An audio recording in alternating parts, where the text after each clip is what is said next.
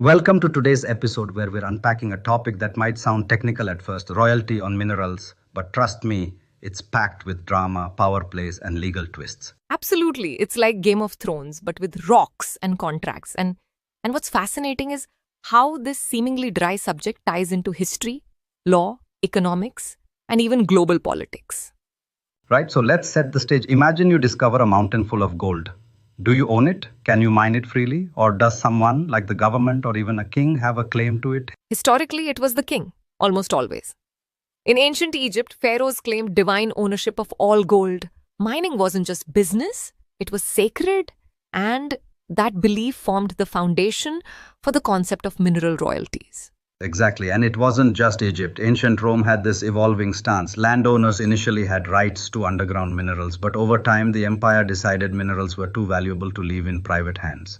It's like early governments realized minerals weren't just shiny objects, they were power, wealth, and leverage.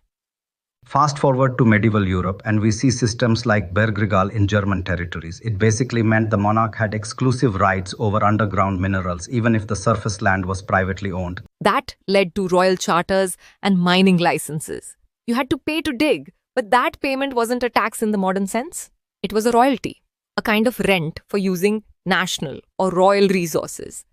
And the legal clarity wasn't always crystal clear. One of the most famous English cases, the case of Mines in 1568, set the precedent that gold and silver always belonged to the crown. Which, by the way, still has ripple effects today. I mean, the idea that surface ownership doesn't guarantee mineral rights, that's a legacy of centuries old thinking. Then came colonialism. The British, for example, carried their legal traditions to colonies. Mining laws in India, Burma, and Africa were shaped heavily by British royalty systems. And they weren't always fair. Often, local populations were excluded from the profits, while the colonial powers extracted wealth and imposed strict control.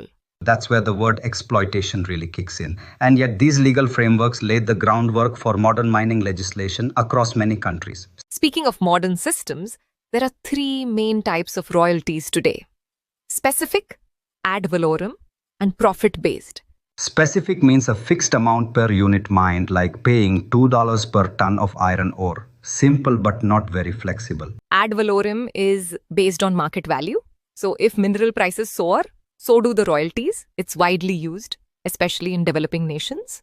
And then profit-based royalties, which take a share of the company's net profits. It's riskier for governments but can be more equitable when profits are thin. Canada loves profit-based models. Australia uses a hybrid. And countries like India, they lean heavily on ad valorem. India actually has some of the highest royalty rates in the world. Some minerals go up to 20%. That's huge when you think about global competitiveness. But it's not just about money anymore. It's sustainability and environmental impact are now part of royalty calculations. Exactly. Modern contracts often include social obligations like community development, rehabilitation, and environmental safeguards. And tech is stepping in. Blockchain and digital compliance platforms now allow real-time royalty tracking. It's bringing a whole new level of transparency. That's especially important in countries with a history of corruption or opaque systems. Investors want clarity, so do citizens. And the legal debates continue. India, for instance, had a landmark Supreme Court ruling that clarified royalties aren't taxes, but rather fees for mining rights. That helped define what states versus the union can charge. It may sound dry, but it affects billions in revenue and investor behavior. Let's not forget the global energy transition. Minerals like lithium and cobalt are in high demand now. Governments are rethinking royalty models to secure these resources responsibly. And to avoid a new kind of resource curse, where sudden mineral wealth harms more than it helps.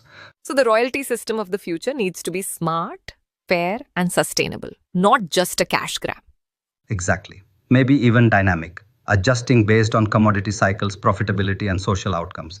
So to sum up, what started as royal tribute in ancient kingdoms is now a complex web of law, economy, and ethics.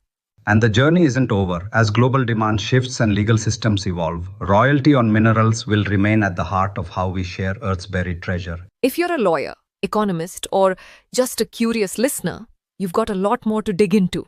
Pun intended? Always. Thanks for listening. Join us next time when we explore how mining intersects with indigenous land rights, another critical piece of the puzzle. Until then, stay curious and keep digging deeper.